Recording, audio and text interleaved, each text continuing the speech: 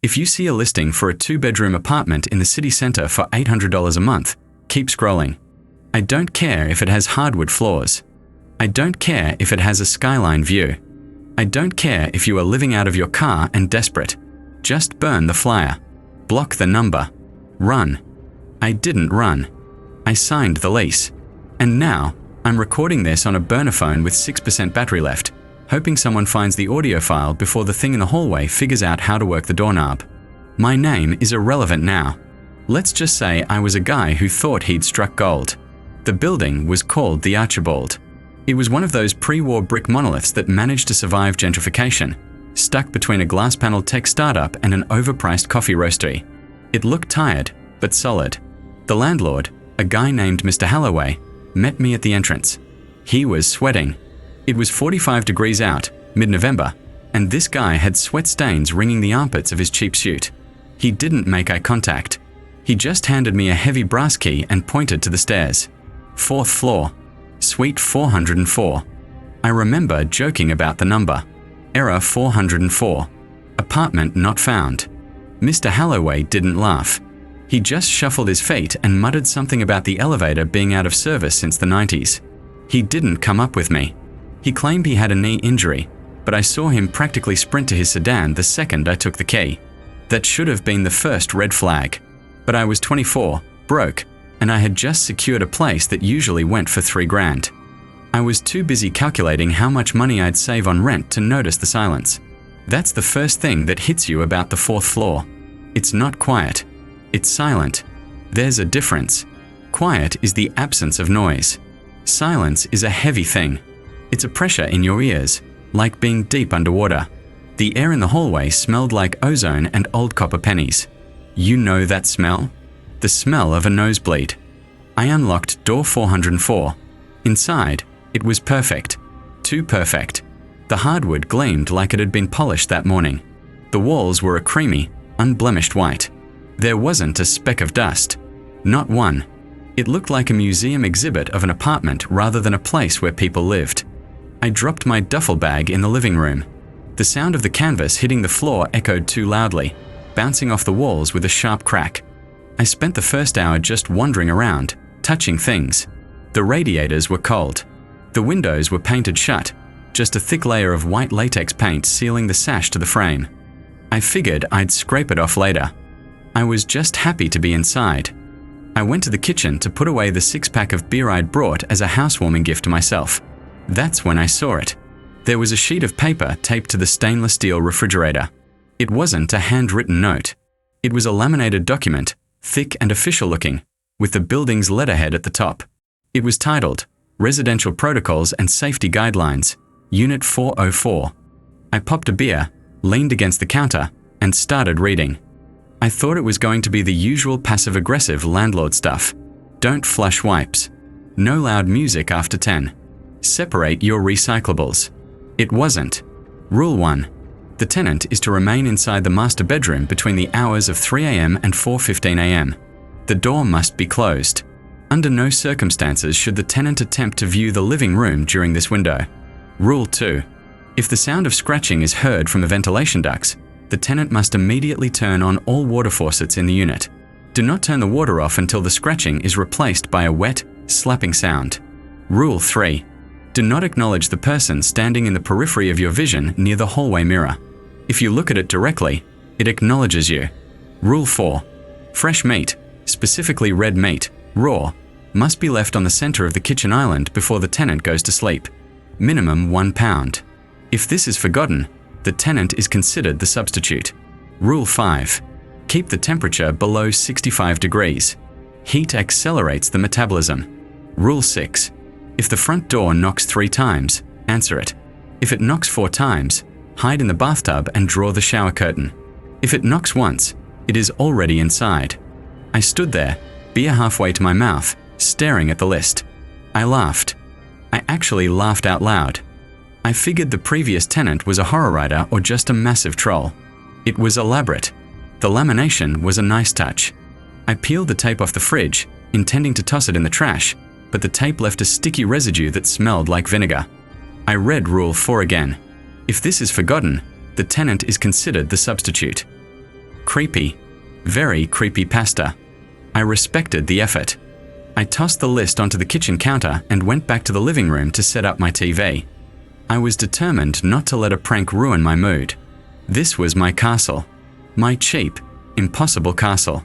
I spent the rest of the afternoon unpacking. I set up my bed, organized my clothes, and finally managed to pry one of the windows open with a screwdriver. The rush of city noise, sirens, traffic, shouting, felt comforting compared to the dead air inside the apartment. But as the sun started to go down, the atmosphere in Suite 404 shifted. It wasn't anything dramatic at first, just the light. The way the shadows stretched across the floor seemed wrong. They looked too long, too sharp. And the silence came back. Even with the window cracked open, the sounds of the city seemed muffled, distant, like I was hearing them through a thick wall of glass. I ordered a pizza around 8 p.m. When the delivery guy called, he refused to come up. He said he was in the lobby and the elevator buttons wouldn't light up. I told him to take the stairs. He said, "No man, I don't go past the second floor in that building. You want the food, you come down." I was annoyed, but I went down. The stairwell was freezing. As I descended from the fourth floor to the third, I could have sworn I heard a door click open on the landing above me. I paused and looked up. Nothing but the dim, flickering bulb of the fourth floor landing. I got my pizza, paid the guy, who looked at me with genuine pity, and headed back up. The climb felt longer this time. First floor, second floor, third floor. Between the third and fourth floor, the air changed. It got heavy again. That copper smell hit the back of my throat. When I got to my door, number 404, I froze. I had left the lights on. I was sure of it. I had left the kitchen light and the hallway light blazing because the apartment was dark, and I'm not ashamed to admit I was a little spooked. But now, darkness was spilling out from under the doorframe. I unlocked the door and pushed it open. Pitch black. "Hello." I called out. My voice sounded small, instantly swallowed by the apartment. I flipped the switch. Nothing. The bulb popped with a tiny, electric fizzle. I sighed, pulling out my phone to use the flashlight. Great. Old wiring. That explains the rent. I walked into the kitchen, the beam of my phone cutting through the gloom. I put the pizza box on the island. My eyes drifted to the counter where I had tossed the laminated list of rules. It was gone. I frowned, scanning the floor. Maybe a draft had blown it off? But the window I cracked open was in the living room, and the air here was dead still. I swept the light across the kitchen. There, on the fridge, the list was taped back up, in the exact same spot. My stomach dropped. The cold pizza suddenly felt very heavy in my hand. I walked over to it slowly. The tape looked fresh, smooth. I leaned in closer. There was something written on the laminate now, something that hadn't been there before, scrawled in a thick, greasy substance that looked disturbingly like lipstick or blood. Underneath Rule 5, a new sentence had been added in jagged letters. "We are hungry. Are you following the protocol?" I stared at the writing. I touched it. It was wet. I pulled my hand back, wiping the red smear on my jeans. Okay, someone has a key. The landlord? A previous tenant? This is harassment. This is illegal. I was angry now. Fear hadn't fully taken over yet. The adrenaline was making me aggressive. I grabbed a steak knife from the drawer I had just organized. "Is someone here?" I shouted. "I'm calling the cops." Silence. Then, from the living room, a sound. Drip, drip, drip. I spun around, pointing the flashlight toward the noise. It was coming from the bathroom. I walked toward the bathroom door, the knife trembling in my hand. The door was slightly ajar. I pushed it open with my foot. The bathtub faucet was leaking. Just a steady, rhythmic drip. I hadn't used the water yet. I reached out to tighten the handle. As I did, I glanced at the mirror above the sink. Rule 3 flashed in my mind. Do not acknowledge the person standing in the periphery of your vision near the hallway mirror. I froze. In the reflection of the bathroom mirror, I could see the hallway behind me. And in the corner of the glass, just at the very edge, there was a shape. It wasn't a person. It was too tall. Its limbs were too long, hanging down like wet ropes. It was standing perfectly still, pressed into the corner of the ceiling and the wall, defying gravity. My breath hitched. I remembered the rule. Do not look at it directly. I stared at my own eyes in the mirror. I forced myself not to shift focus. My heart was hammering against my ribs like a trapped bird. The shape in the corner shifted. I saw it move in the blur of my peripheral vision. It was unfolding. I didn't turn around. I backed out of the bathroom, keeping my eyes fixed on the floor, on my shoes, on anything but the ceiling corner. I made it back to the kitchen. I was panting. My rational brain was trying to fire, trying to tell me it was a shadow, a trick of the light. But my lizard brain, the part of me that evolved to not get eaten by predators in the dark, was screaming. I looked at the list on the fridge again. The words seemed to vibrate. Rule 4. Fresh meat must be left on the center of the kitchen island. If this is forgotten, the tenant is considered the substitute. I looked at the pizza box on the island. Pepperoni. That's meat. Cooked meat. The rule said raw. Specifically red meat, raw. I checked the time on my phone. 9:45 p.m. The grocery store down the block closed at 10. I looked at the door. I looked at the dark hallway where that thing had been hanging from a ceiling. I had a choice. I could lock myself in the bedroom and hope for the best. Or I could go out there, run to the store, and buy a pound of raw hamburger meat for my invisible roommate. It sounded insane. It was insane. But the image of that long, ropey limb unfolding in the mirror was burned into my retinas.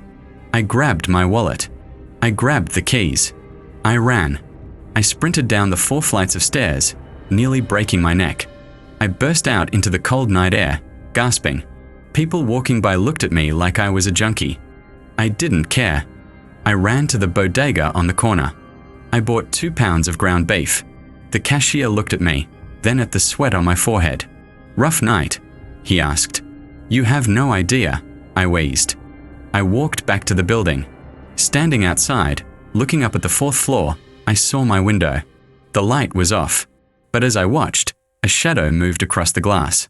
A large, slithering shadow that blocked out the streetlights for a second. I almost didn't go back in. I almost just kept walking. But my laptop was in there. My passport. Everything I owned. And honestly, part of me still didn't believe it. Part of me needed to prove that I was just having a panic attack. I went back up. The stairwell was colder now. I entered the apartment. It was quiet. The dripping in the bathroom had stopped. I walked to the kitchen island. I opened the package of ground beef. The smell of raw meat filled the small space. It was nauseating. I dumped the slab of red meat onto a plate and set it in the absolute center of the island, just like the rule said. I felt ridiculous. I felt like a child leaving cookies for Santa, except Santa was a multi-limbed horror that lived in the ceiling. I retreated to the bedroom. I locked the door. I pushed my dresser in front of it. I sat on the bed, staring at the digital clock. 10 p.m. I survived the next few hours. I listened to music on my headphones, trying to drown out the silence. Then, at 2:59 a.m., I woke up. I must have dozed off. The room was freezing. I could see my breath in the air. I looked at the clock. 3 a.m. Rule 1. The tenant is to remain inside the master bedroom between the hours of 3 a.m. and 4:15 a.m. I sat perfectly still. From the other side of the bedroom door, I heard it. It wasn't a footstep. It was a wet, heavy sound, like a wet towel being dragged across the floorboards. Slap, drag, slap, drag. It was moving from the hallway toward the kitchen. I held my breath. I pressed my hands over my mouth. The sound stopped at the kitchen island. Then came the eating sounds. Wet, tearing noises, bone crunching, animalistic snorting. It went on for 10 minutes. I was shaking so hard the bed frame rattled. I prayed it wouldn't hear me. Then, silence. The dragging sound returned. It moved away from the kitchen. It moved toward my bedroom door. It stopped right outside. I saw the shadow of feet under the door gap. But they weren't feet. They looked like hands. Long, pale fingers pressing against the floorboards. A voice came from the other side of the wood. It didn't sound human. It sounded like it was being mimicked by a parrot that had only ever heard screams. "Good tenant," it rasped. The voice was wet, gargling. Good, meat. Then, the scratching started. Not on the door. On the wood of the door frame. Up and down. Testing the strength. I remembered the list. I realized something then, something that made my blood run cold. The rules weren't safety tips. They weren't warnings. They were a menu. They were instructions on how to prepare me. Keep the temperature low. Acceleratus metabolism. The voice hissed. It wasn't a warning to keep the monster sluggish. It was a requirement. Like keeping meat in a fridge. The doorknob slowly began to turn. I watched it rotate. The lock clicked. The dresser groaned as the door pushed against it.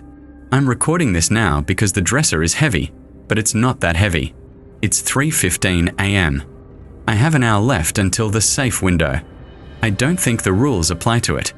I think the rules were just to make me feel safe enough to stay. The door is opening. Oh God. It has no face. It just has teeth. If you find a list of rules in your apartment, don't read them. Don't follow them. Just click. That's where the audio file ends. Not because I was eaten. Not because I was dragged into the ceiling to be digested over 1,000 years. It ended because the phone died. The cheap Burnerphone battery gave up the ghost exactly at the moment I thought I was going to give up mine. I'm writing this now on a laptop, tethered to the wall with the only extension cord I could find. I'm sitting in the center of the living room. It's 11 a.m. Sunlight is streaming through the windows, illuminating the dust motes dancing in the air. It looks normal. It looks like a Tuesday. But the bedroom door is off its hinges. Let me back up. You need to know why I'm still here. You need to know why I didn't pack my bags and burn the building down the second the sun came up. When the phone died, the room was plunged into absolute darkness. I couldn't see the creature, but I could hear it. I could hear the wet, rattling breath of it, standing right there in the doorway. I could smell it, a mix of copper, ozone, and something sweeter, like rotting gardenias. I squeezed my eyes shut. I curled into a ball against the far wall. I waited for the teeth. But then, a sound cut through the room. A tiny, digital beep. Beep beep. It came from my wristwatch.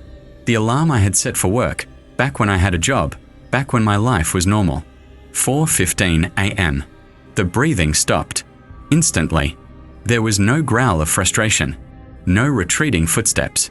Just a sudden, violent displacement of air, like a vacuum sealing shut. The pressure in my ears popped. I opened my eyes. The room was grey with pre-dawn light. The doorway was empty. The dresser I had shoved in front of the door was pushed back 3 feet. Deep gouges scraped into the hardwood floor where the legs had dragged. The door itself was hanging by the bottom hinge, splintered outward. It had gotten in. It had breached the safe room. But the clock had struck 4:15, and the rules are absolute. That's the first thing you have to understand about the Archibald. It isn't a haunting. It's a bureaucracy. The thing in the dark isn't a wild animal. It's an employee. And its shift was over. I didn't sleep. I sat there until the sun was fully up, staring at the empty doorway. When I finally worked up the courage to leave the room, I walked to the kitchen. The plate on the island was clean. Not just empty.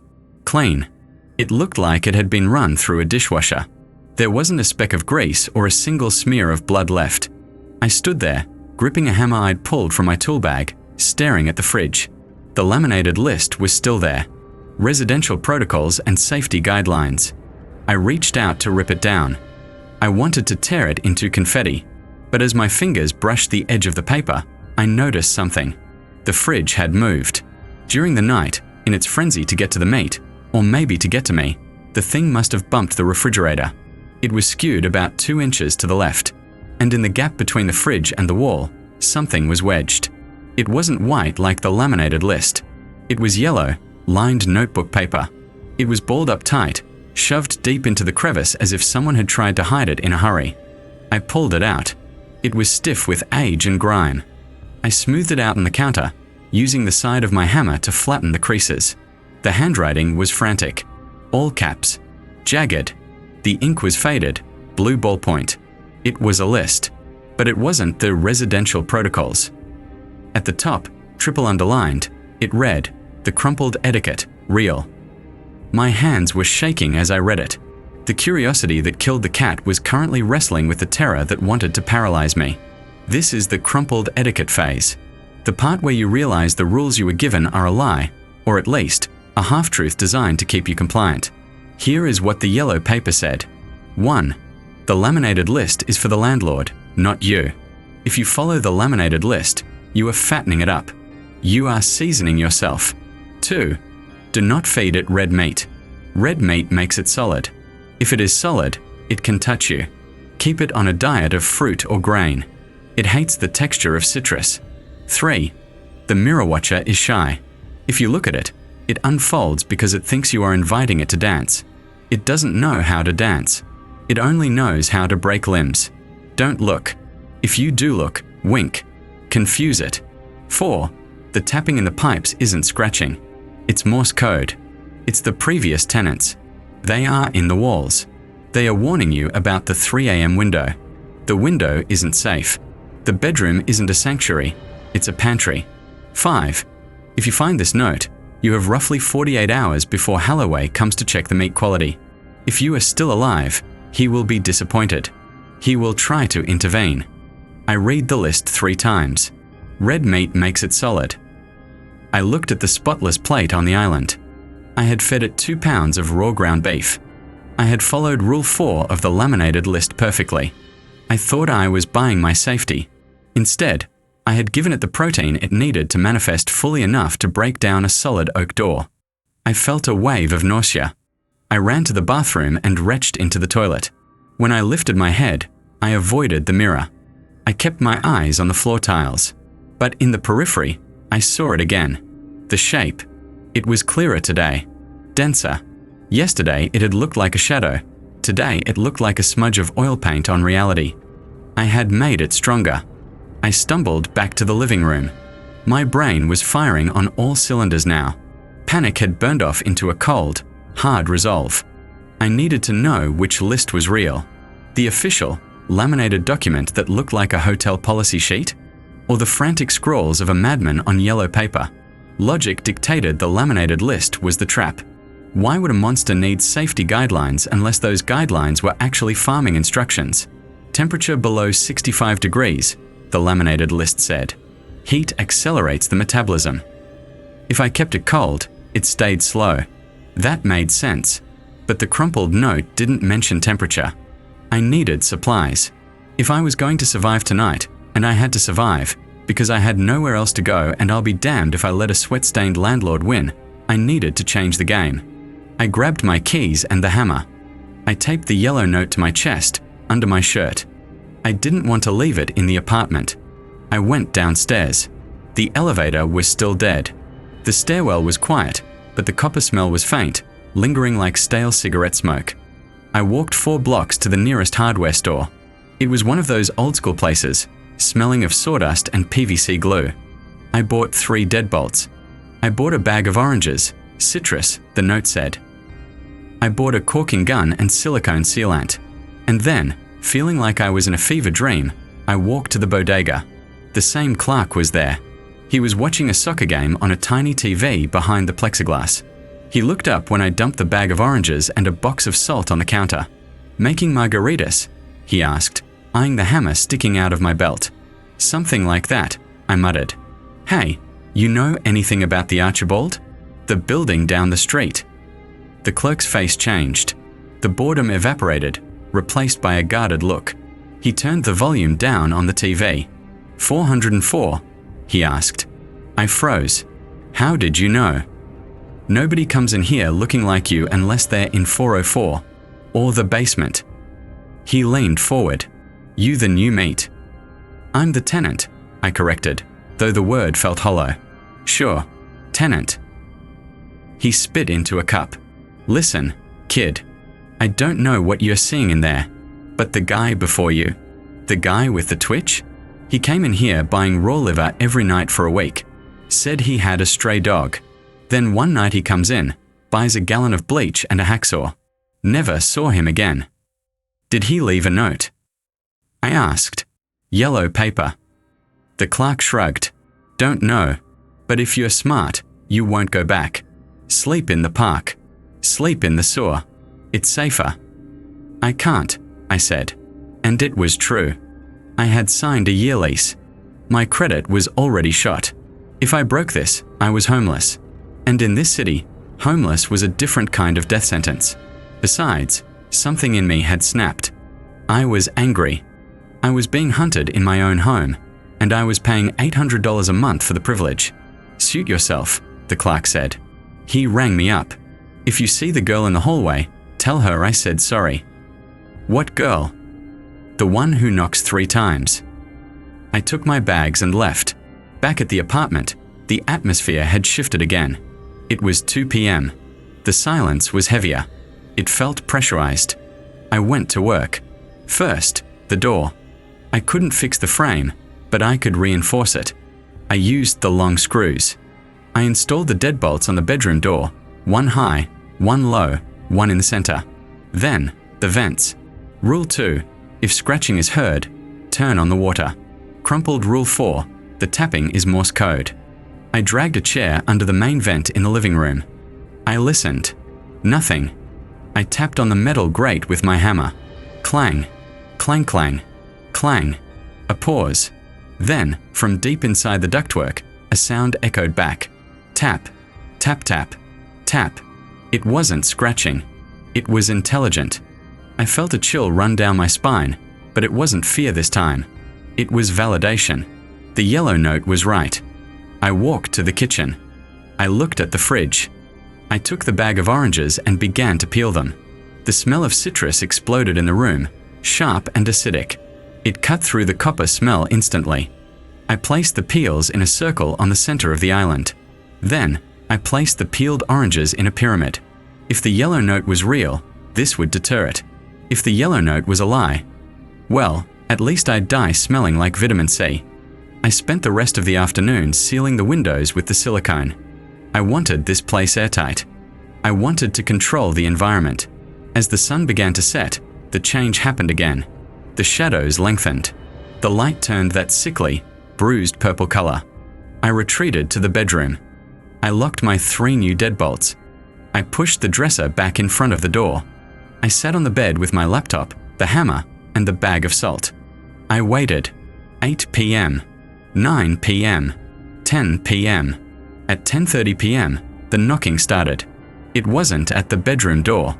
It was at the front door of the apartment. Knock, knock, knock. 3 times. Laminated Rule 6. If the front door knocks 3 times, answer it. I stayed on the bed. I wasn't going to answer it. Knock, knock, knock. Louder this time. More urgent. Open up, a voice called out. It sounded like Mr. Holloway, the landlord. Maintenance check. I stayed silent. I know you're in there, the voice said. It didn't sound like Holloway anymore. It sounded flat, like a recording of Holloway being played through a bad speaker. We need to check the radiator. Open the door. I looked at the crumpled note. Holloway will try to intervene. Go away, I shouted. Silence. Then, the knocking changed. It wasn't knuckles on wood anymore. It was a wet, slapping sound. Slap, slap, slap, slap. 4 times. Laminated Rule 6. If it knocks 4 times, hide in the bathtub. My heart hammered. The rules were conflicting. Was it 3 or 4? Was it Holloway or the thing? I didn't move. I gripped the hammer. You're breaking the rules, the voice gargled from the hallway. The tenant must comply. I heard the front door unlock. I hadn't given anyone a key. But of course, the landlord has a key. Or the thing is the key. The front door creaked open. Footsteps entered the apartment. They were heavy, wet steps. Squelch, drag, squelch, drag. They moved into the kitchen. I held my breath. I waited for the sound of eating. I waited for the crunch of bones. Instead, I heard a hiss. A sharp, angry noise like a cat stepping on a hot stove. Hiss. Then a gagging sound. Sour. The voice moaned. Rotten. It worked. The oranges. It hated the citrus. The footsteps retreated from the kitchen. They were moving faster now, angry. Squelch drag, squelch drag. They came to the bedroom door. I stared at the wood. I saw the shadow of the feet again. They were definitely hands. Long, multi-jointed fingers splayed out on the floorboard gap. You changed the menu, the voice whispered. It was right against the wood. Bad tenant. The doorknob turned. The new deadbolts held fast. Open, it commanded. No, I said. My voice was steady. Open, or we come through the walls. The scratching started, but it wasn't on the doorframe this time. It was inside the wall to my left, inside the drywall. Scritch scratch, scritch scratch. I realized then that I had made a tactical error. I had reinforced the door, but I was in a pre-war building. The walls were plaster and lath. They were brittle. The wallpaper began to bulge. A shape was pressing against it from the inside, like a hand pushing against a sheet of latex. I grabbed the hammer. I stood up. Come on then. I yelled, come and get it. The plaster cracked. A grey, wet hand burst through the wall, groping blindly. It was covered in dust and slime. It had too many joints. I swung the hammer. I didn't aim for the hand. I aimed for the wrist, where it came through the wall. Crack. There was a shriek, a sound so high-pitched it made my teeth ache. The hand recoiled, disappearing back into the wall. Black ichor sprayed onto the floor. It smelled like ancient, stagnant water. Rule 7. I shouted, making it up as I went. The tenant strikes back. Silence. Heavy breathing from the other side of the wall. Not a rule, the voice hissed, but it sounded wary now. Pain was a new concept for it. The red meat made it solid, yes, but being solid meant it could be hurt. I backed away to the center of the room. I have more oranges, I lied. I have a whole crate of lemons. A low growl vibrated the floorboards. Tomorrow, the voice said. Tomorrow we bring the family. Then, the dragging sound moved away. I heard the front door slam shut. I stood there for a long time, watching the hole in the wall. It was 11:45 p.m. I had survived the first skirmish of the night, but the crumpled note said I had 48 hours before Holloway intervened, and the thing said it was bringing the family. I looked down at the yellow paper on the bed. I turned it over. I hadn't noticed before, but there was writing on the back, too. Faint, penciled scrawl. If you heard it, do not sleep. It bleeds pheromones. The others will smell it. They will come from the drains. Block the sinks. Block the tub. God help you. I looked at the bathroom door. From the sink, I heard a gurgle. A thick, bubbling sound, like mud rising in a pipe. I grabbed the silicone gun and the salt. This isn't just an apartment. It's an ecosystem. And I just wounded the apex predator. I'm recording this so you know the truth. The crumpled etiquette is the only thing that matters. The laminated rules are a placemat for your execution. If you hear scratching in the walls, scratch back, but do it hard. I have to go. The bathtub is overflowing, and the water is black. I dropped the hammer. I didn't care about the weapon anymore. I needed a barricade. The black water rising in the bathtub wasn't just water. It moved with a sluggish, deliberate intelligence. It was thick, oily, and it didn't splash. It folded over itself like molten tar. And the smell. God, the smell. It was the scent of a deep freezer that had lost power during a heat wave, opened a month later. I scrambled to the bathroom door, sliding on the hardwood in my socks. The bathroom floor was tiled in those small, hexagonal white ceramics common in the 1920s. Now, they were disappearing under a creeping tide of black sludge. I dove for the silicone gun I'd bought. My hands were shaking so bad I could hardly work the trigger mechanism. Block the sinks. Block the tub. The yellow note was gospel now. I kicked the bathroom door, but it wouldn't shut all the way. The sludge had already oozed over the threshold, a thick tongue tasting the hallway air. It was cold, absolute zero cold. I backed up, gasping. I couldn't seal the drain if I couldn't get to the tub. I had to seal the room. I grabbed the canister of salt I'd bought from the bodega. I ripped the lid off and poured a thick white line across the doorway. A chaotic, desperate barrier. When the black slime hit the salt, it hissed. Steam, acrid and yellow, shot up from the floor. The sludge recoiled, bubbling violently, retreating an inch back onto the tiles. Chemistry, I panted, my voice cracking. Basic chemistry. I didn't wait. I grabbed the silicone gun and attacked the gap under the door. I squeezed the trigger until my knuckles turned white, forcing the thick, translucent paste into the crack, layering it over the salt, building a dam. I worked my way up the frame, sealing the door shut from the outside. I could hear it on the other side. Not the dripping anymore. It sounded like wet palms slapping against the wood. Dozens of them. Slap, slap, slap, slap. I backed away into the hallway, my chest heaving. The silence of the apartment returned, but it felt different now. Before, the silence was empty. Now, it felt held. Like the apartment was holding its breath, waiting to see what I would do next. I looked at the hole in the wall where I'd smashed the thing's wrist. The black ichor, the predator's blood, was still pooling there.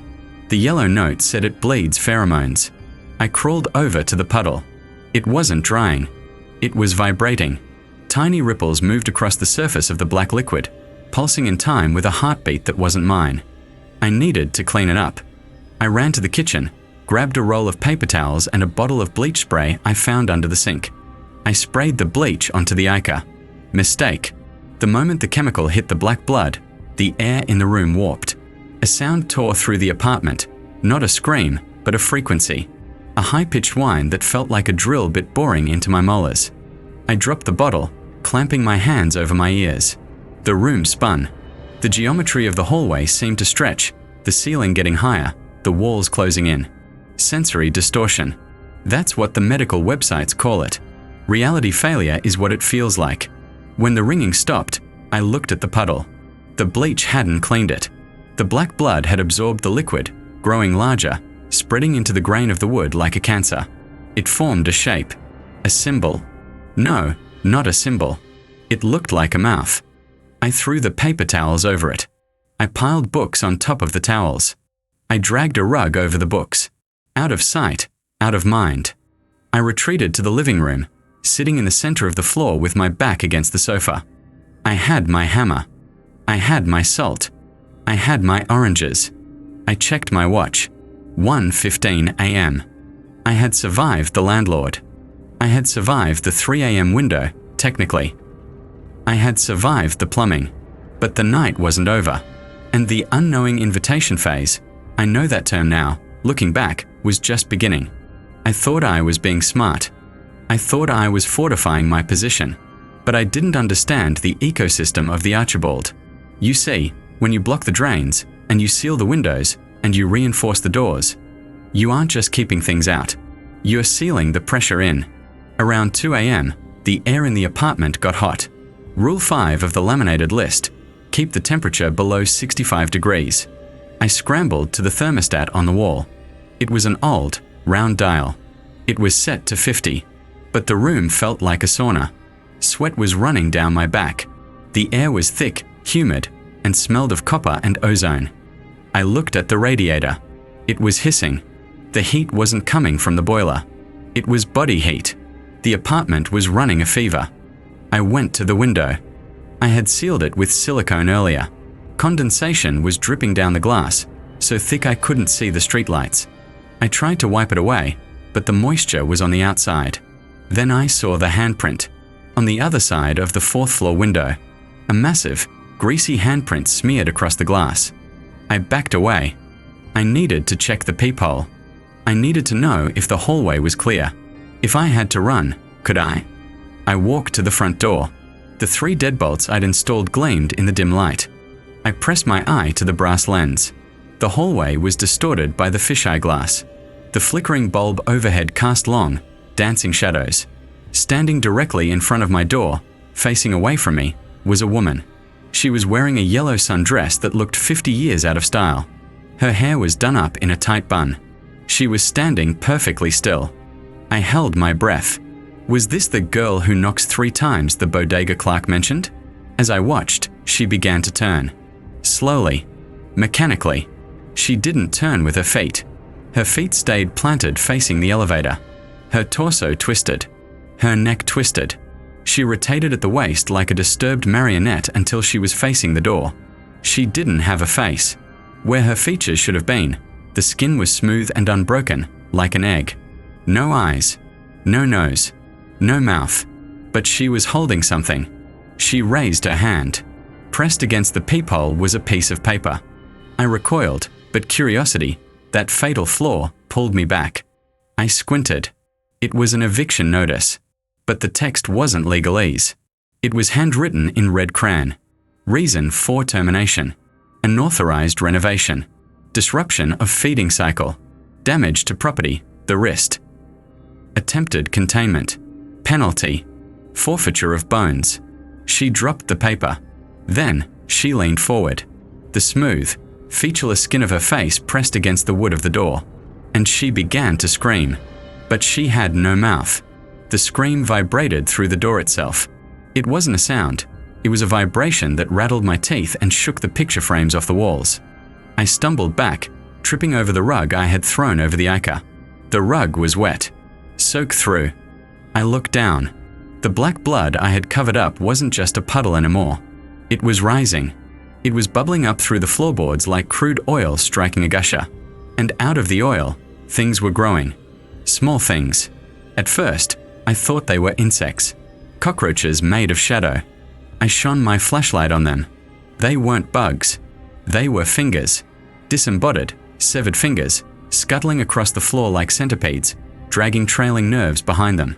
The family. Tomorrow we bring the family. They weren't coming from the hallway.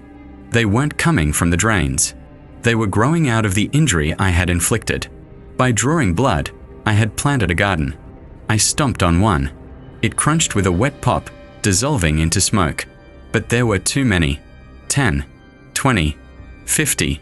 They were swarming toward the kitchen, toward the fridge. Rule 4. Fresh meat. They were hungry. And I had hidden the meat, me, behind deadbolts and salt. So they were going for the next best thing. They swarmed up the side of the refrigerator. Hundreds of twitching, black digits. They hooked into the seal of the freezer door and pulled. The freezer popped open. I had entered it earlier to make room for my ice packs, but I had missed something. Way in the back, buried under a layer of frost. A package wrapped in butcher paper. The finger thing swarmed over it, tearing the paper apart in seconds. It wasn't meat. It was a heart. A human heart, grey and freezer burned. The fingers didn't eat it. They picked it up. Together, like a colony of ants moving a leaf, they carried the frozen organ across the kitchen island, down the cabinet, and across the floor. They were carrying it to the wall, to the hole where I had smashed the wrist. My stomach dropped. They weren't eating. They were repairing. No, I whispered. I lunged forward with the hammer. I swung wildly at the floor, smashing the finger things into paste. But for everyone I killed, 2 more oozed out of the black puddle. They reached the wall. They shoved the heart into the hole in the plaster. The house groaned.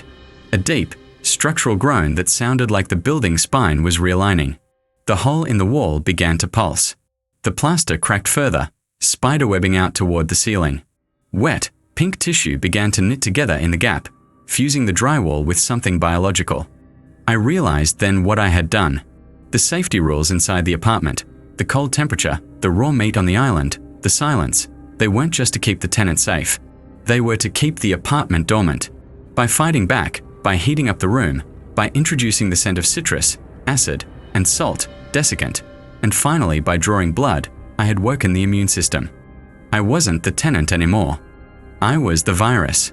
And the antibody was coming. I ran to the bedroom. I didn't care about the 3 a.m. rule anymore. I needed a weapon that was better than a hammer. I threw open the closet door. My tool bag. I dug through it. Screwdrivers. Wrench. Flare gun. No, I didn't have a flare gun. Why didn't I buy a flare gun? I found a can of lighter fluid. Fire. Heat accelerates the metabolism. If I burned it, I might make it faster. But if I burned it enough, maybe I could kill it. It was a gamble. A suicide gamble. I ran back to the living room. The wall where the heart had been inserted was pulsating. The wallpaper was peeling back like dead skin, revealing glistening red muscle underneath. And standing in front of the wall, watching the transformation, was the creature. The one from the mirror. The mirror watcher. I hadn't seen it enter. It must have unfolded itself from the corners of the room while I was distracted. It was tall. 7 feet. Easily. It was incredibly thin, its limbs jointed in too many places. It looked like a stick figure drawn by a frightened child, but rendered in 3-dimensional flesh. It didn't have a face. It had a smooth, concave surface where a head should be, acting like a satellite dish. It was facing the wall. It was vibrating, making that low purring sound. Rule 3. Do not acknowledge the person standing in the periphery. If you look at it directly, it acknowledges you. I was looking directly at it. It stopped vibrating. Slowly, the concave head turned. I froze. I remembered the yellow note. If you do look, wink. Confuse it. It felt insane. I was standing in a living room that smelled like rotting flowers and ozone, holding a can of lighter fluid, staring at a biological impossibility. I closed my left eye. I winked. The creature tilted its head. A slit opened on its smooth face. A vertical slit. An eye. No. It mimicked me. The slit pinched shut on one side. But because the slit was vertical, the wink looked like a grotesque grimace. Invite. It whispered. The voice didn't come from the creature. It came from my own mouth. I clamped my hand over my lips. I hadn't spoken, but my vocal cords had vibrated. It was using me as the speaker. Invite, received, my voice said, bypassing my brain. The creature took a step toward me. I uncapped the lighter fluid. I squirted a stream of naphtha at it. The liquid splashed against its chest. It hissed, but not in pain. It sounded like excitement. I fumbled for my lighter. Wait, a voice said. This voice wasn't mine. And it wasn't the creature's. It came from the bathroom. Behind the sealed door. Don't burn it, you idiot. I froze. The lighter flickered in my hand. Who's there? I yelled, never taking my eyes off the mirror watcher. 403, the voice muffled through the door. Next door. Through the vents. Put the lighter down. If you burn it, you release the spores. If you release the spores, the whole block dies. The mirror watcher took another step. It was 10 feet away. Its arms were reaching out, arms that were far too long for its body. What do I do? I screamed. The mirror, the voice from 403 yelled. Rule 3 is a lie. The mirror isn't where it lives. The mirror is the cage. You have to force it back in. I looked at the hallway mirror. It was an old, oval thing with a gilded frame, hanging on the wall behind the creature. How? Reflect it. Make it look at itself. The creature lunged. It moved with terrifying speed, a blur of grey limbs. I dropped to the floor, sliding on the slick hardwood. The creature's hand, a claw of 3 long fingers, slashed the air where my head had been. I scrambled on hands and knees, kicking out. My foot connected with its shin. It felt like kicking a pipe wrapped in wet leather. I rolled. I was near the hallway. The mirror was 5 feet up the wall. I couldn't get the mirror down. I had to get the creature to the mirror. I scrambled up, putting my back to the mirror. Hey! I shouted. Ugly. The creature spun around. Its vertical eyelet widened, revealing a wet, red interior. It charged. I waited. 1 second. 2 seconds. When it was arm's length away, I dropped. I collapsed straight down to the floor, curling into a ball. The creature couldn't stop. Its momentum carried it forward. It slammed into the wall, directly into the mirror. Crash. The sound wasn't glass breaking. It was the sound of a heavy stone dropped into a deep pond. Gloop. I looked up. The creature hadn't shattered the glass. It had fallen into it. For a second, I saw it thrashing on the other side of the reflection, in a hallway that looked identical to mine but reversed. It pounded on the glass from the inside. Then, the surface of the mirror rippled and solidified. The creature was gone. I lay on the floor, gasping for air. The silence rushed back into the room, heavy and absolute. The heat began to dissipate instantly, the unnatural fever breaking. Did you get it? The voice from the bathroom vent called out. I think so, I wheezed. Good. Now listen to me very carefully, the neighbor said. You have about 10 minutes before Halloway realizes one of his livestock is missing. You need to leave. I can't, I said, Sitting up. The stairs. The lease. Screw the lease. Go to the window. The one with the handprint. I stood up, my legs shaking. I walked to the living room window. The condensation was clearing. Okay, I'm there. Open it. Don't look down. Look across. I used the screwdriver to pry the dried silicone loose. It took agonizing minutes. Finally, the sash flew up. The cold November air hit my face like a physical blow. It smelled like exhaust and rain. It smelled like freedom. I looked across. The building next door was a modern glass and steel condo. It was maybe 8 feet away. You see the balcony? 403 asked. Yeah. I laid a plank across. It's slippery, but it's better than the hallway. I leaned out.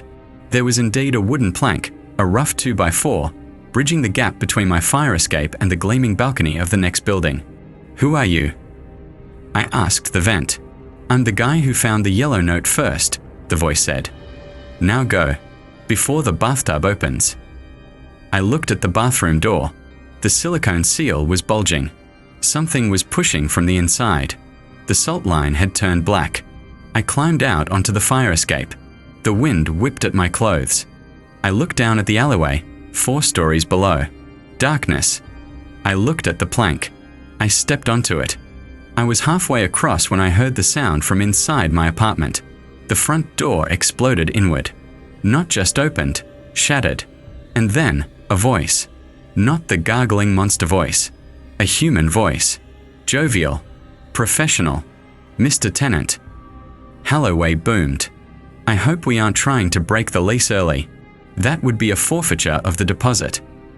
I didn't look back. I jumped the last 3 feet to the balcony.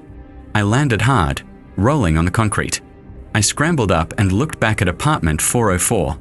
Mr. Holloway was standing in the window. He was smiling, but his smile was too wide.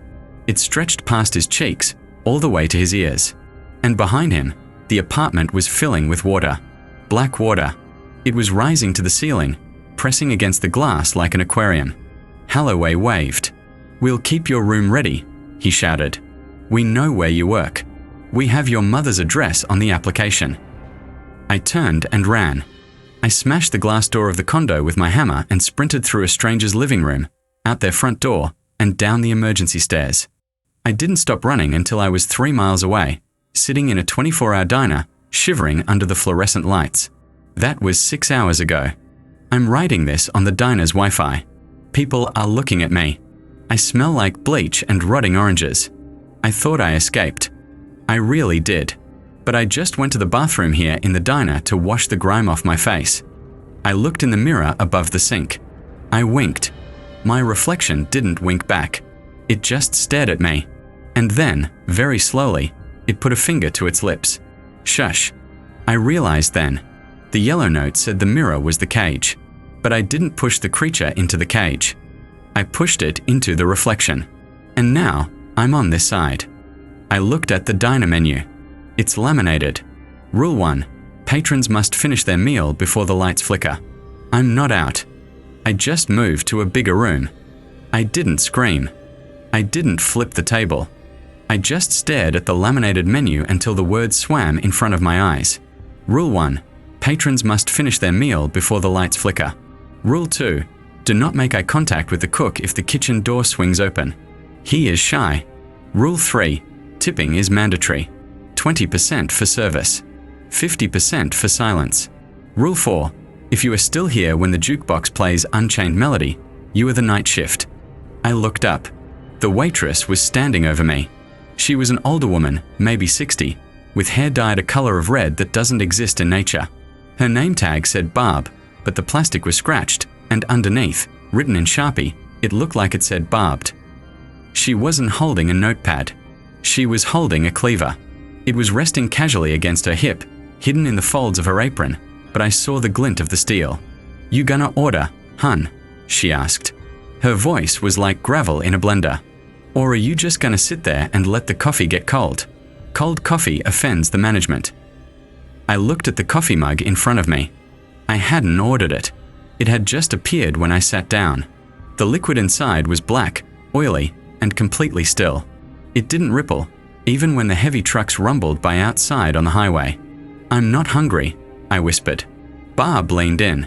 She smelled like bleach and old pennies, the exact same smell as the hallway in the Archibald. "Read Rule 1 again. Sugar," she hissed. I looked at the menu. Patrons must finish their meal before the lights flicker. Above us, the fluorescent tubes buzzed. BZZZT, pop BZZZT. They dimmed, just for a fraction of a second. "Eat," Barb commanded. She slid a plate toward me. I hadn't seen her carrying a plate. It was a burger, but the meat was grey, and it was raw. I looked around the diner. There were 3 other people. A trucker in the corner booth, slumped over, asleep. A young couple by the window, holding hands. The couple wasn't moving.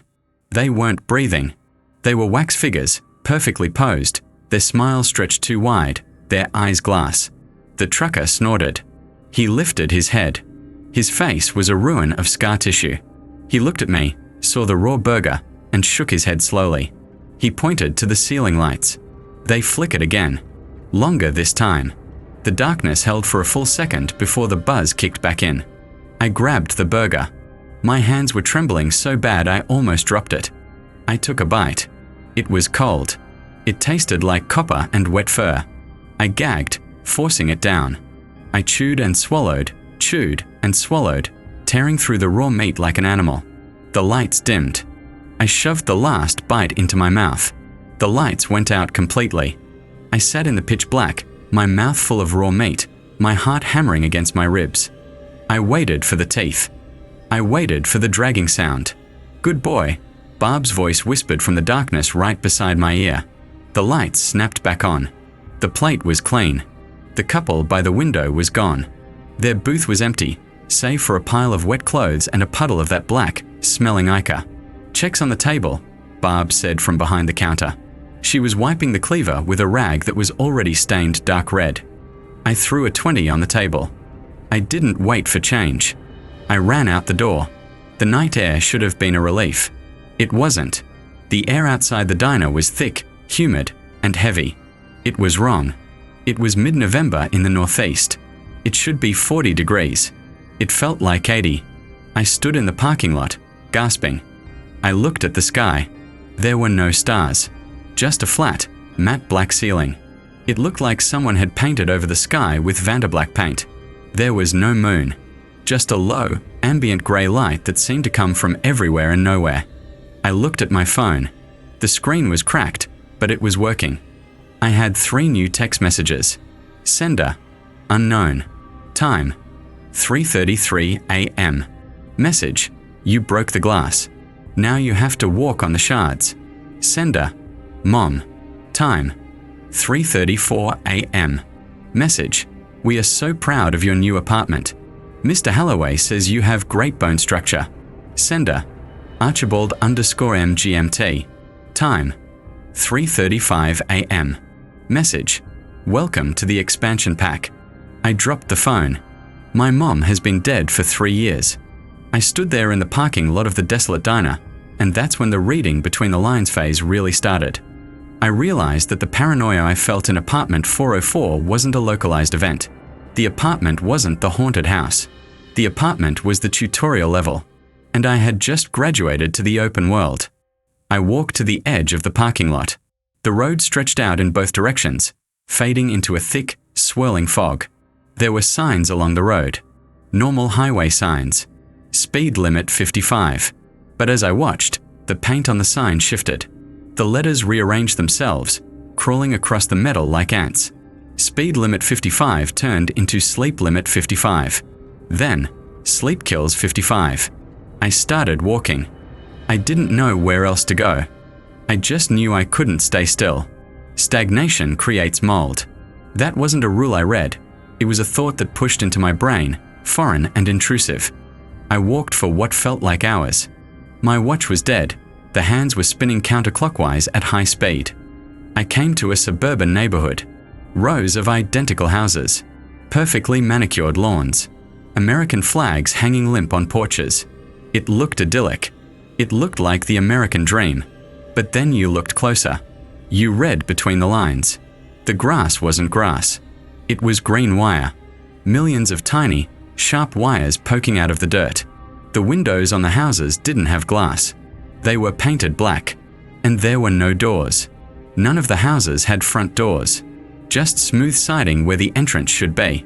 Except for one house on the corner. It had a door. And the door was wide open. Standing on the lawn was a man. He was washing a car. A bright red sedan. He was scrubbing the hood with a sponge, humming a tune. I stopped. I wanted to ask for help. I wanted to ask where the hell I was. Excuse me. I called out. The man stopped scrubbing. He didn't turn around. Don't talk to the residents, he said. His voice was pleasant, cheerful. Rule 14 of the neighborhood watch. I'm lost, I said, stepping onto the driveway. You're not lost, tenant. You're free roaming. He dipped the sponge into the bucket. The water in the bucket was red. Thick, coagulated red. Did you enjoy the diner? Barb makes a mean tartar. I froze. Who are you? He turned around. It was me. It was my face. My clothes. But he was clean. He was shaved. He looked rested, happy, healthy. He looked like the version of me that existed before I signed the lease at the Archibald. I'm the you that didn't look in the mirror, the doppelganger said, smiling. He squeezed the bloody sponge. I'm the you that followed the rules. I slept in the bedroom. I ignored the scratching. I fed the meat. And look at me now. I have a house. I have a car. He gestured to the red sedan. I looked at the car. It wasn't a car. It was a giant, breathing organ. The metal was skin. The headlights were eyes, huge, unblinking eyes that swiveled to look at me. The tires were made of curled, hardened bone. It gets great mileage, the thing that was me said. Runs on anxiety. You have plenty of that to spare. I backed away. You're not real. Of course I'm not, he laughed. I'm a reflection. But here, reflections have tenure. He dropped the sponge. He started walking toward me. He didn't walk right. His knees bent backward, like a flamingo or a dog. Snap. Crunch. Snap. You brought something with you, he said, his voice dropping an octave. You smell like him. You smell like the watcher. I remembered the mirror in the apartment. I remembered kicking the creature into the glass. Where is he? I demanded. Where did the creature go? The doppelganger stopped. He tapped his own temple. He didn't go anywhere, buddy. You didn't push him into a cage. You pushed him into your data. He pointed at my pocket, at my phone. I pulled the burner phone out. The screen was glowing bright red. An emergency alert was scrolling across the screen. Amber alert. Suspect is in possession of a body. Suspect is wearing your skin. Suspect is reading this message. The phone grew hot in my hand. Burning hot. Drop it, the doppelganger screamed, his smile vanishing, replaced by a look of genuine terror. Drop the anchor. I threw the phone onto the pavement. It hit the ground and shattered. But it didn't break into plastic and glass. It broke into a black puddle. The puddle expanded instantly, shooting out tendrils of shadow that latched onto the doppelganger's ankles. No, he shrieked. I followed the rules. I kept the lawn green. I washed the car. The shadow pulled. The doppelganger fell. He clawed at the driveway, his fingernails tearing off, dragging bloody streaks across the concrete. The shadow swallowed him whole. 1 second he was there, the next he was gone. Just a wet slurping sound and silence. The shadow retracted back into the broken phone shards. Then, the shards began to vibrate. They clicked together, reforming. The glass healed itself. The plastic fused. The phone lay there on the driveway, pristine. It rang. Ringing. I stared at it. Laminated Rule 6. If the phone rings once, it is already inside. It rang a third time. I walked over to it. I couldn't help it. The compulsion was physical, like a fishhook in my gut pulling me forward. I picked it up. I answered. Hello. Did you really think a piece of glass could hold me?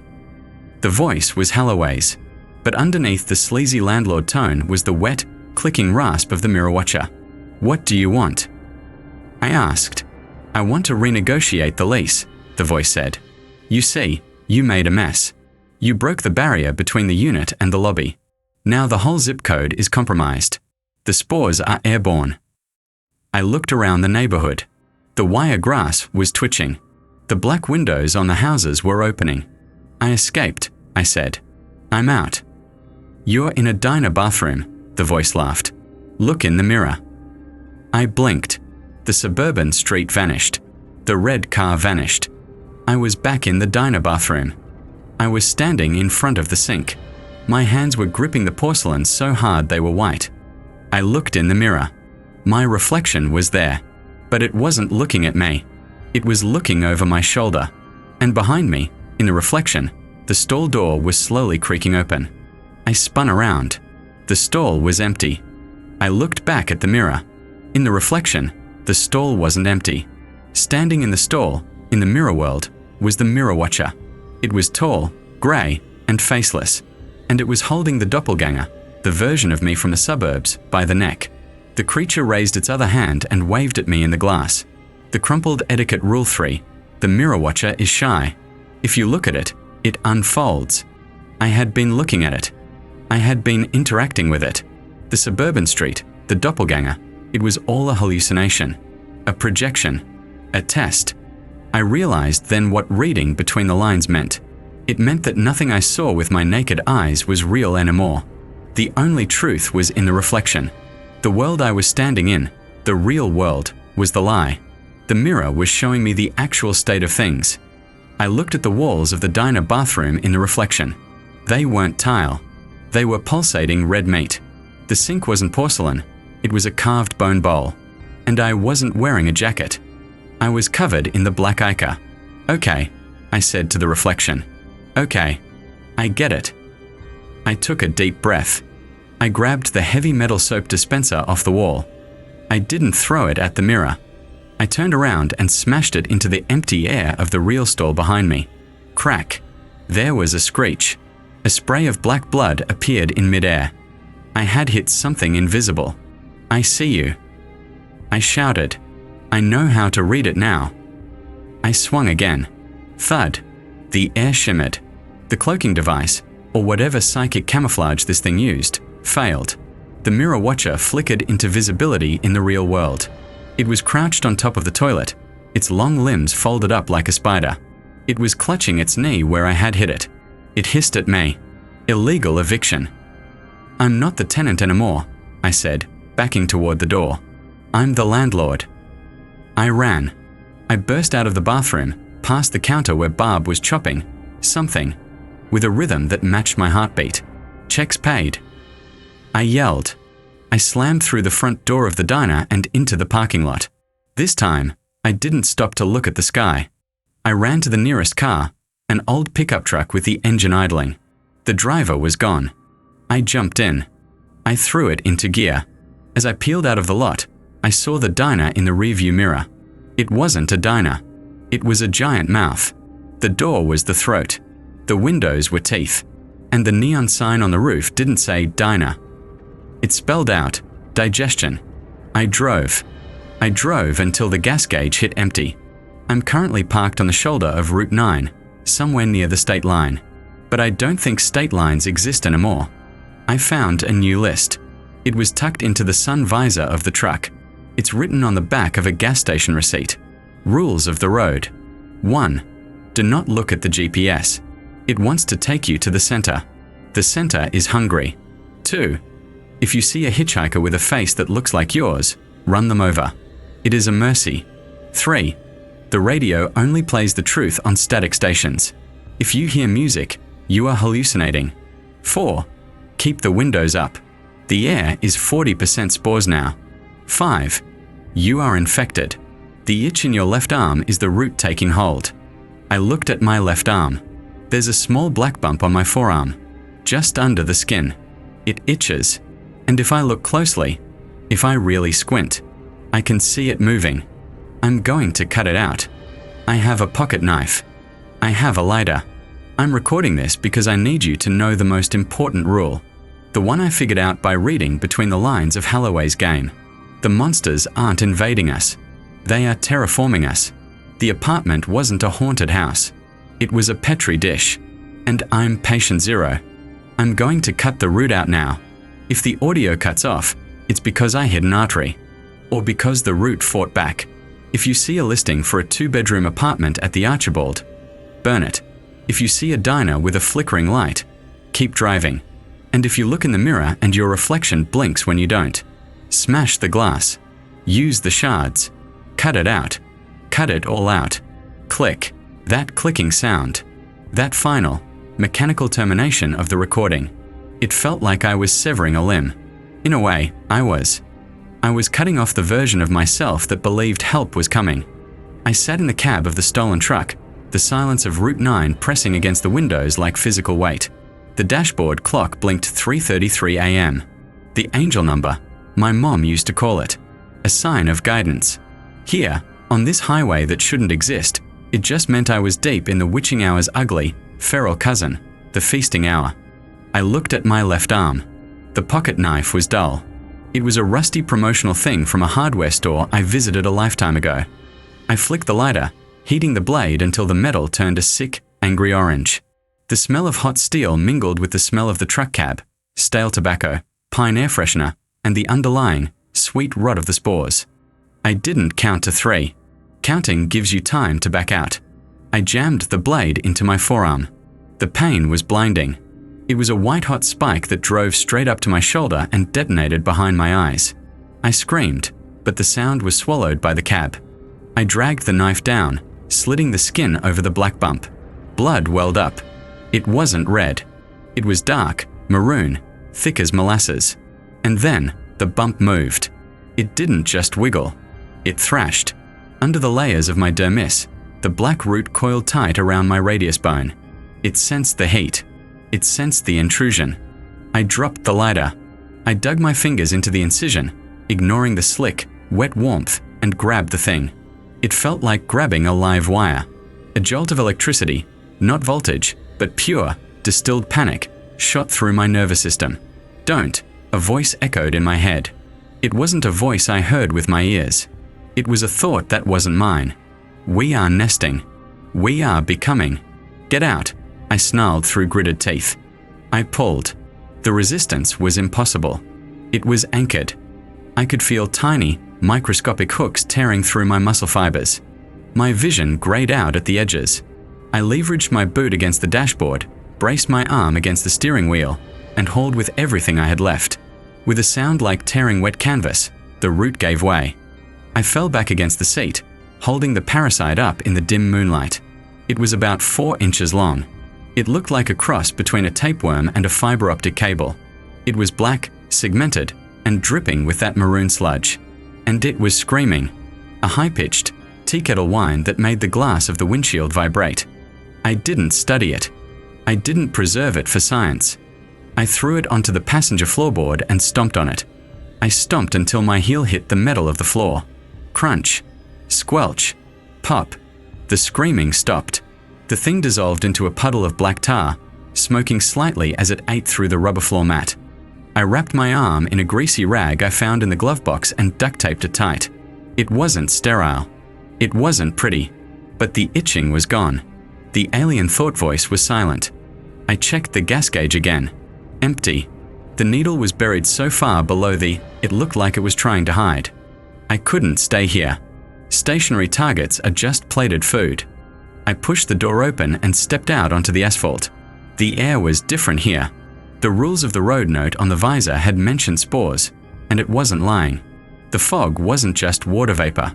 It was particulate.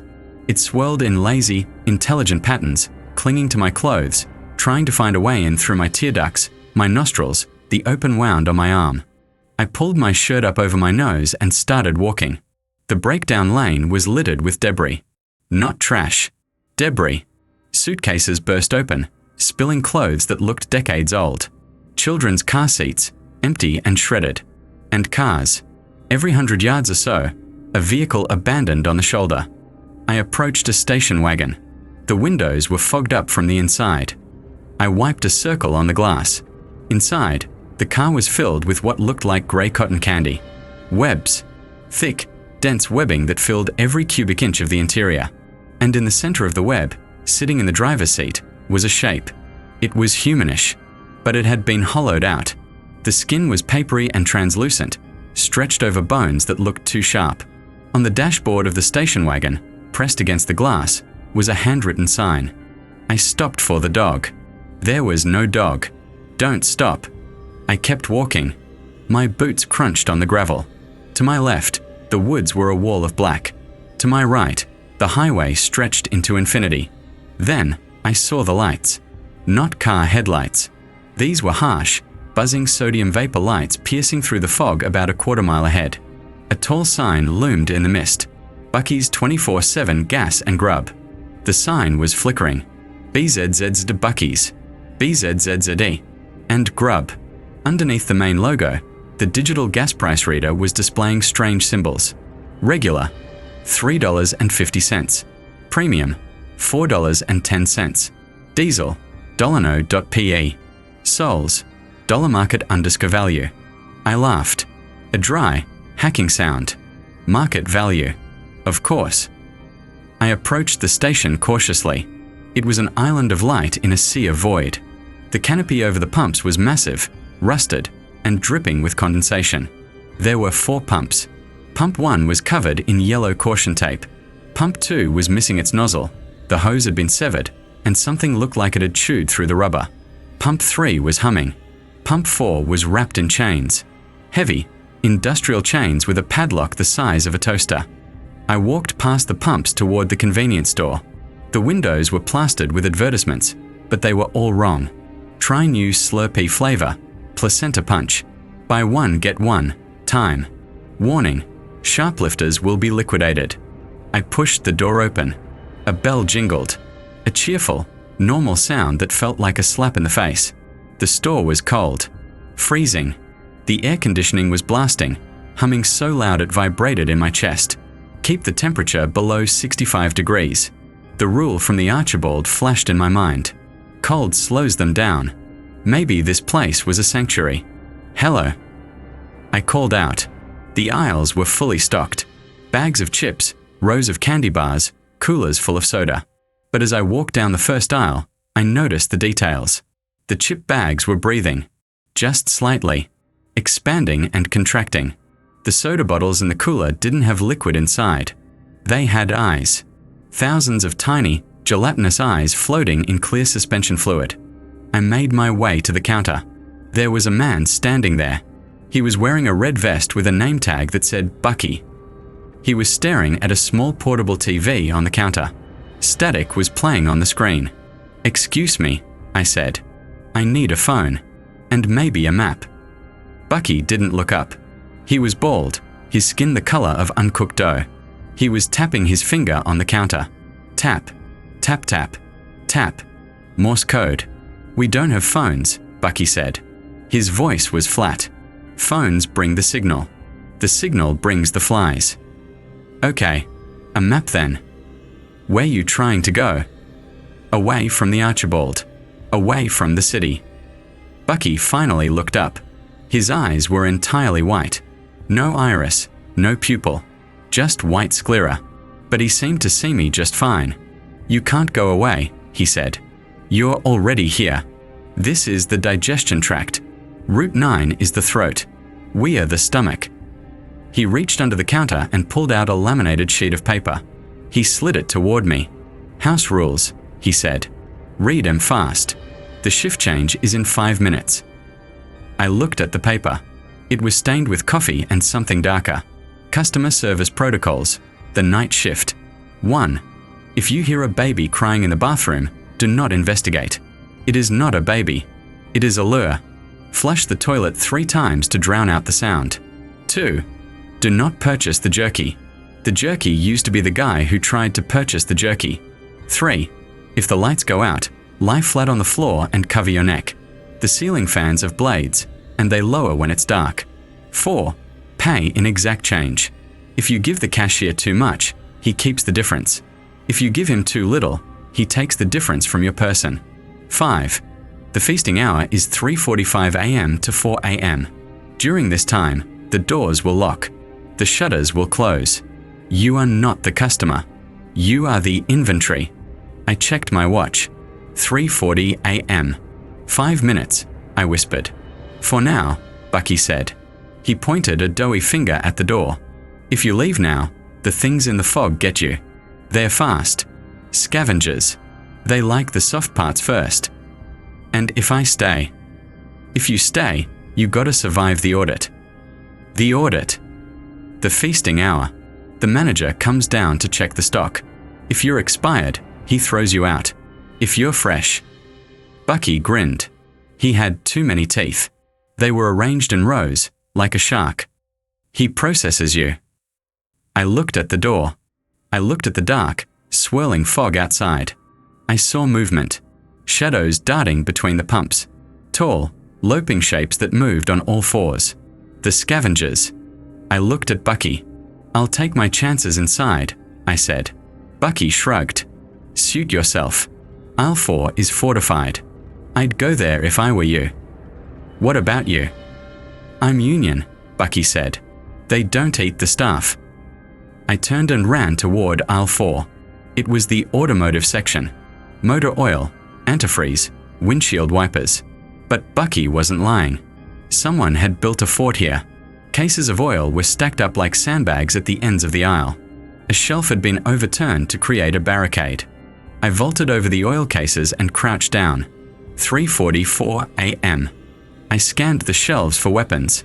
A tire iron. A can of de-icer. A box of road flares. Flares. I grabbed the box. Fire. Light. I ripped the box open. 3 flares. I grabbed the tire iron in my other hand. Click. The sound came from the front of the store. The electronic lock on the front door engaging. Then, a metallic clang. The security shutters rolling down over the windows. The store was sealed. 3:45 a.m. The humming of the air conditioner stopped. The silence rushed in, filling the space like water. Then, the lights died. Total, absolute darkness. I remembered Rule 3, lie flat on the floor. The ceiling fans lower. I dropped to my stomach, pressing my face into the dirty linoleum. Above me, I heard a whirring sound. Whoosh, whoosh, whoosh. The air stirred. Something cold brushed the back of my neck. The fans were descending. I could feel the wind from the blades. They weren't moving air anymore. They were slicing it. I heard the snick, snick, snick of metal clipping the tops of the shelves. A bottle of soda exploded in the next aisle, showering the floor with glass and syrup. I lay perfectly still, the road flare gripped in my sweaty hand.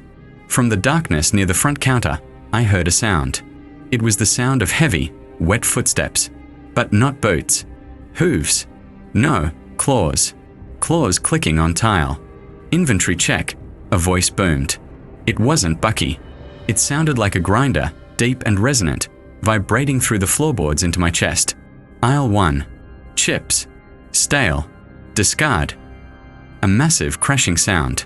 The entire shelving unit of aisle 1 was overturned. Bags popped. I heard the scuttling of thousands of tiny legs, the chips escaping. Aisle 2. Soda. Flat. Discard. Another crash. Glass shattering. The sound of liquid gushing. The footsteps were getting closer. Aisle 3. Candy. A pause. A long, wet sniffing sound. Snuffling. Like a bloodhound, but louder. Contaminated, the voice growled. Smells like surgery. My breath hitched. It smelled the blood. It smelled the missing root. Smells like defiance. The footsteps moved past aisle 3. They were right outside my barricade of motor oil cases. I pressed my face into the floor. The wind from the ceiling fan was ruffling my hair. The blades were inches above me. Aisle 4, the voice rumbled. Automotive and meat. A claw hooked over the top of the oil cases. It was the size of a shovel, black and gleaming. I had a choice. Lie here and get processed, or fight and probably die. I chose the latter. I rolled onto my back. The ceiling fan blade sliced the air millimeter from my nose. I struck the cap of the road flare. Hiss. Bright, blinding red light exploded in the aisle. The magnesium burned at 1,000 degrees. The shadows in the store were instantly annihilated. And I saw the manager. It was a monstrosity. It looked like a man made of spare parts from a slaughterhouse, fused together with tar. It had the head of a bull, but skinless. Its torso was a cage of exposed ribs, inside of which burned a furnace of green fire. Its arms were long, dragging on the floor, ending in those shovel-sized claws. It roared, a sound of twisting metal. The red light from the flare seemed to hurt it. It recoiled, throwing a hand up to shield its eyes. Unscheduled illumination, it bellowed. Violation. I scrambled backward, crab walking away from the fan blades. I'd like to return an item. I screamed, my voice cracking. I threw the burning flare. It spiraled through the air, trailing red smoke. It hit the manager square in the ribcage, lodging between the bones. The green fire inside its chest flared up, fighting the red magnesium. The manager shrieked. It thrashed, knocking over the stack of oil cases. Plastic bottles burst, slicking the floor with 10W30. I scrambled to my feet. I had to time it. The fan blades were spinning at neck height. I watched the rhythm. Whoosh, whoosh. I ducked and ran. I slid on the oil, crashing into the end cap of aisle 5. The manager was tearing at its own chest, trying to dislodge the flare. The fire was spreading. The tar holding it together was melting. Bucky. I shouted. Open the door. Can't. Bucky's voice came from the ceiling. He was hanging from the rafters like a bat, upside down. Union break. 3:45 to 4 o'clock. I'll burn this whole place down. I yelled. I lit the second flare. The manager turned toward me. The first flare had burned out, leaving a charred, smoking hole in its chest. It looked angry now. Customer is disorderly, it gurgled. It charged.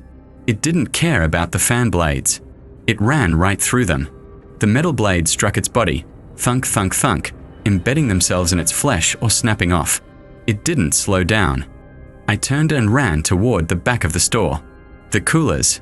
Staff only, the door said. I kicked it open. I found myself in the walk-in freezer.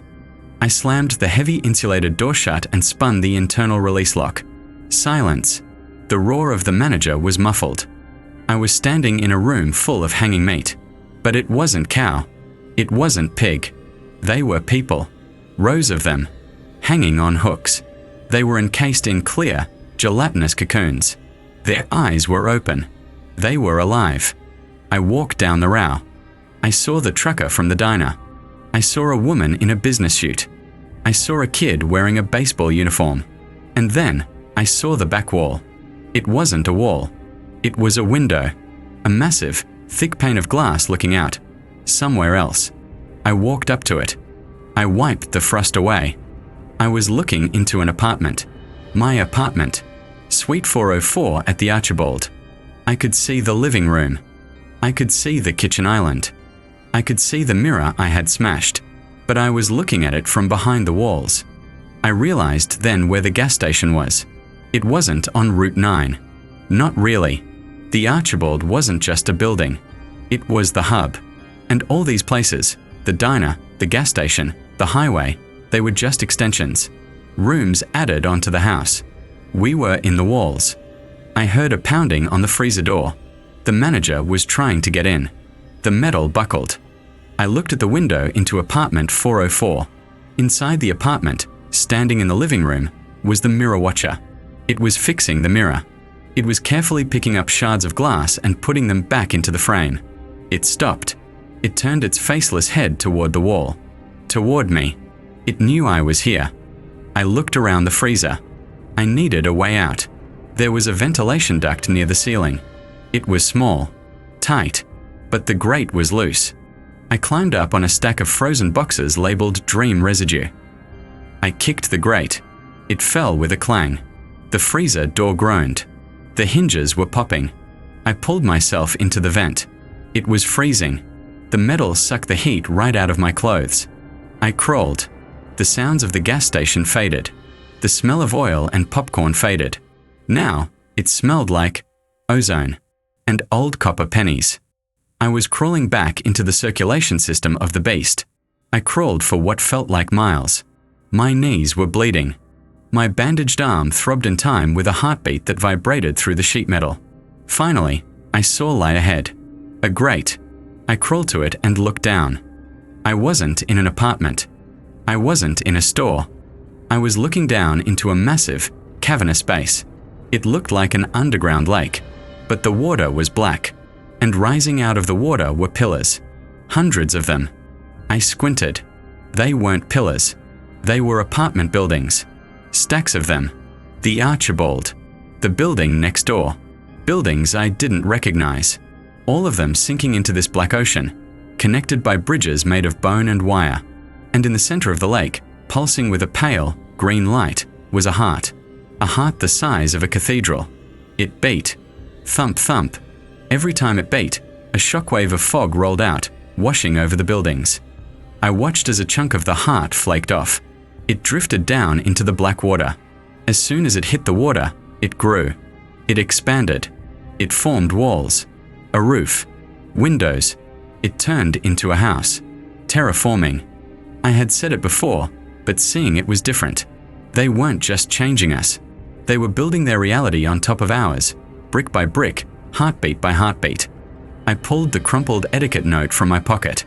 It was tattered now, barely legible. Rule 4. The bedroom isn't a sanctuary, it's a pantry. I took out the pen I had stolen from Bucky's counter. I flipped the note over. I wrote a new rule. The architect's protocol. 1. We are not tenants. We are nutrients. 2. The walls are thin. You can punch through reality if you hit it hard enough. 3. The heart is exposed. It has no ribs. I folded the note. I wasn't going to crawl out. I wasn't going to find another exit. I had a tire iron.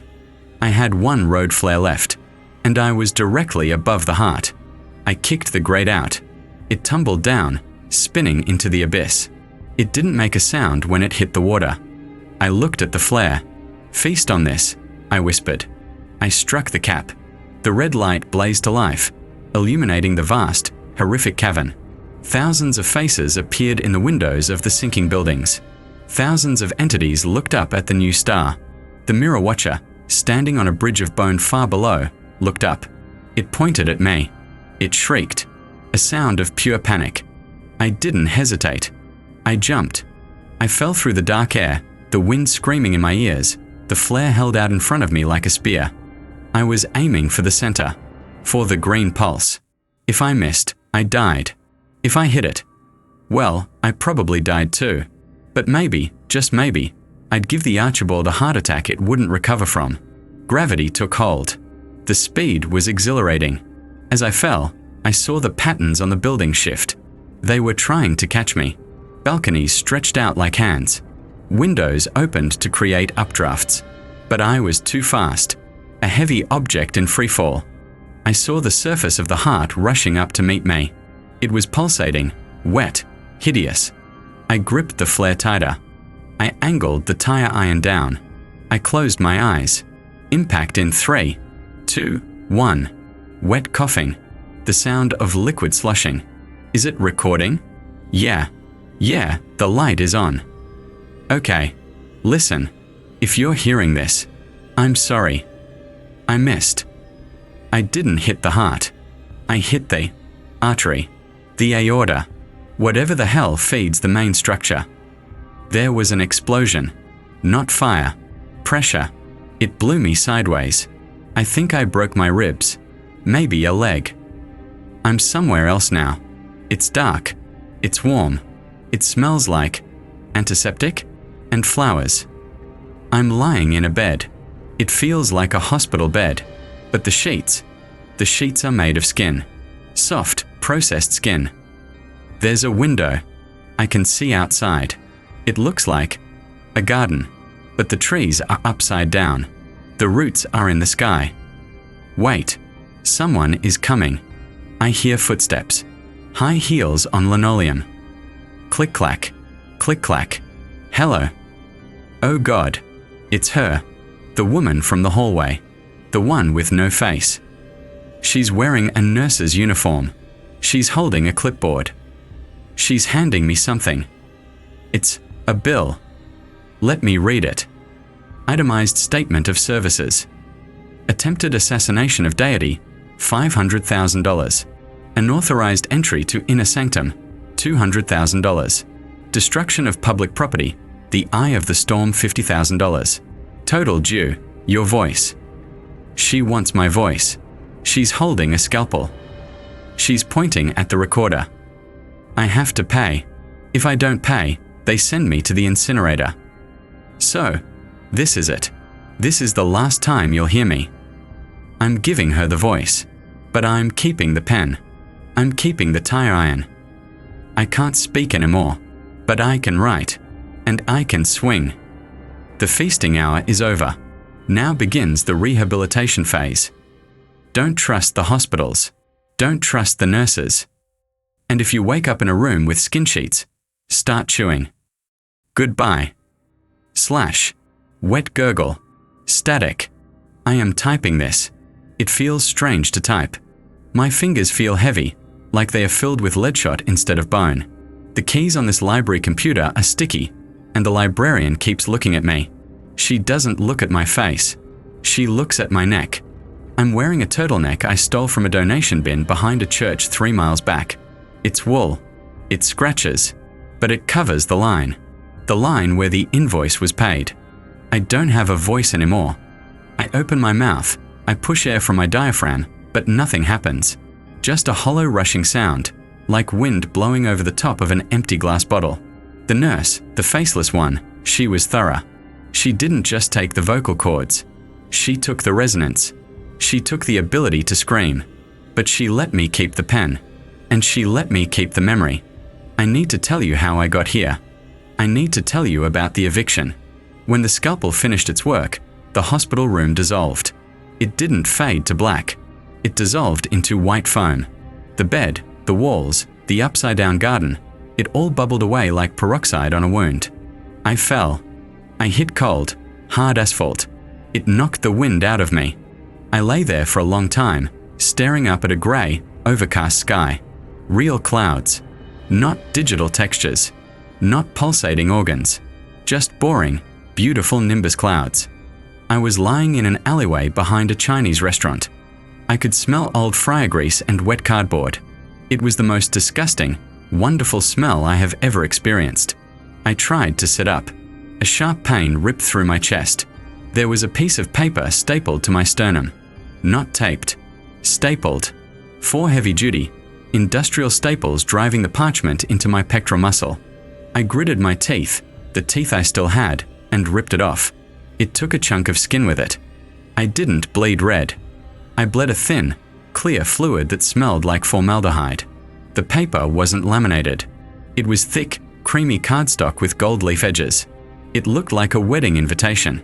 At the top, embossed in black ink, notice of eviction and biological discharge.